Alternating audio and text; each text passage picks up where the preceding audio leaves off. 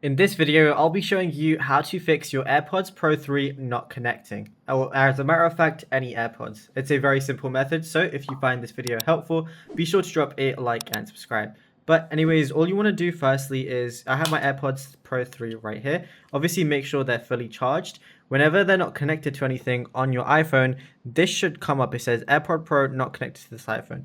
But if it doesn't come up, what you got to do is enter your AirPods into pairing mode. So what you got to do that is double tap on the middle of your AirPods case, like so, and then eventually it should enter pairing mode. So now, as you can see, they're in pairing mode. It has the little white dot and it's flashing. That's basically pairing mode. So now what you want to do, you can exit out of this if you want to, or you can just press connect. But while it's still into pairing mode, you're going to see it in other devices. So wait for it to come up in other devices.